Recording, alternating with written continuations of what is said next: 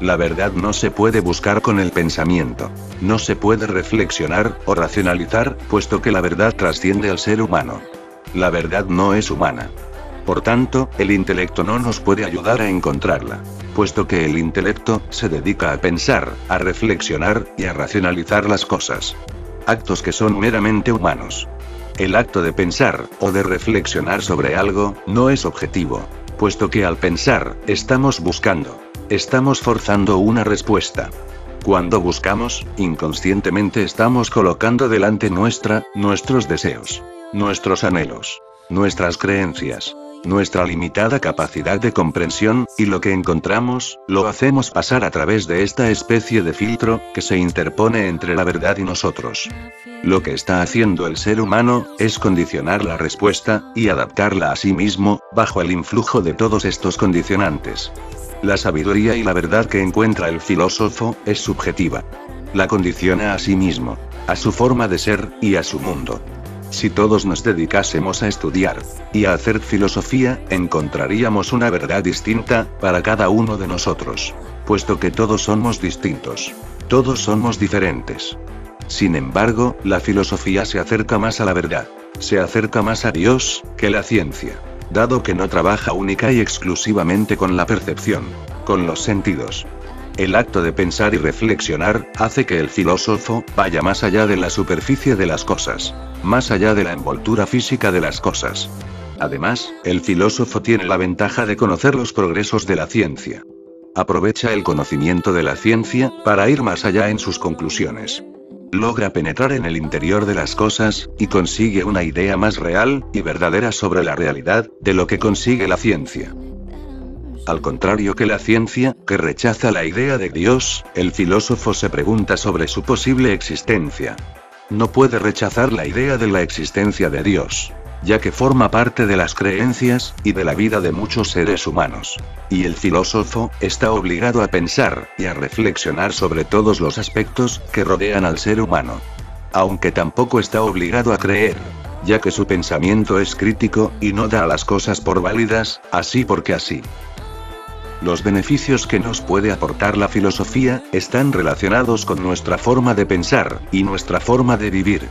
En el primero de los casos, la filosofía nos enseña a utilizar nuestra mente.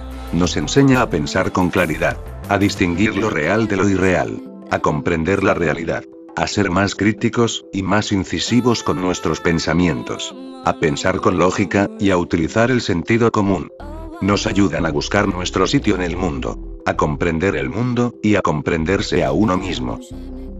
En el segundo de los casos, nos enseña a movernos a través de la vida, a dirigirnos por la vida, a tomar una postura ante la vida, y en cierta manera, nos enseña a vivir, a tener un modo de vida. Aunque no es una ciencia específica del ser espiritual que llevamos dentro, aporta ciertos beneficios a nuestro espíritu.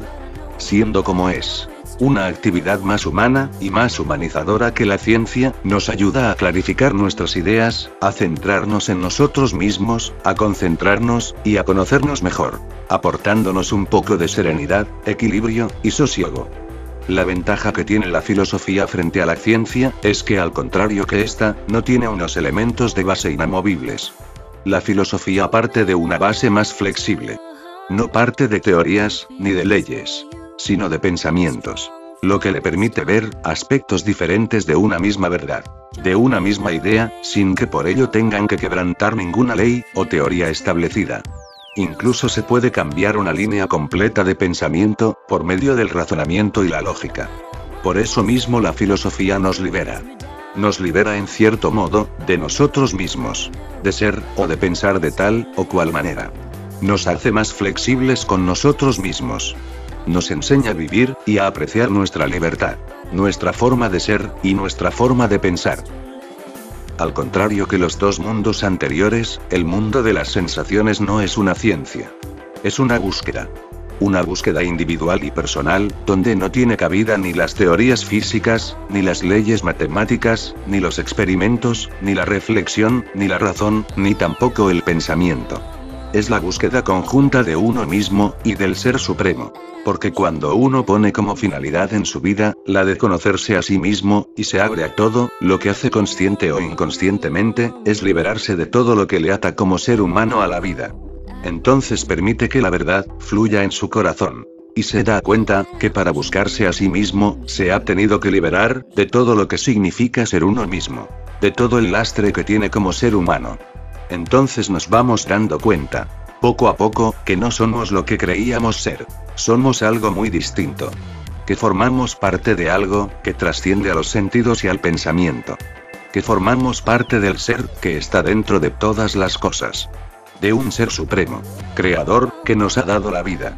Nos damos cuenta que el Ser Supremo y nosotros somos de la misma naturaleza.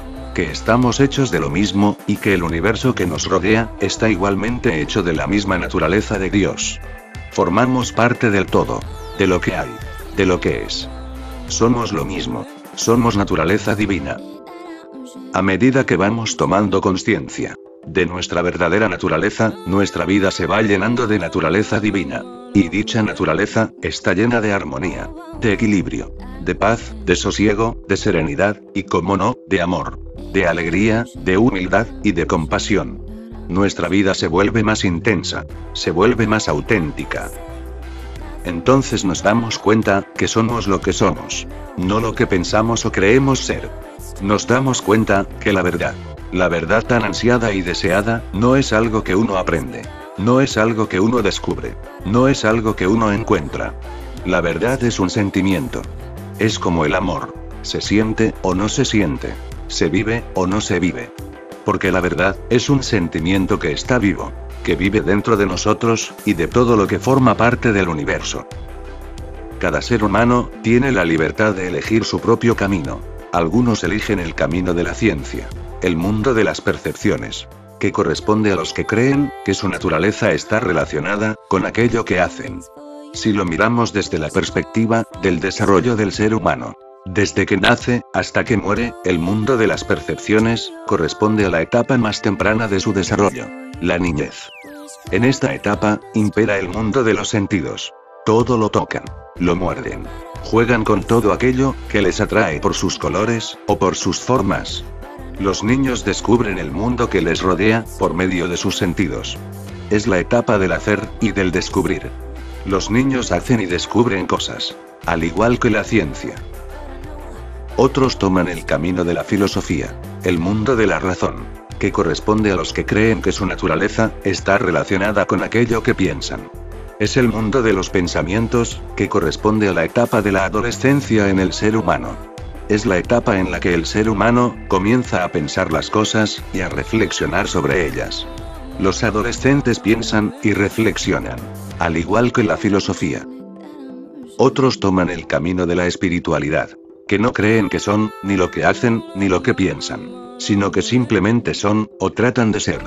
Es la etapa del ser humano, que ha llegado a la madurez.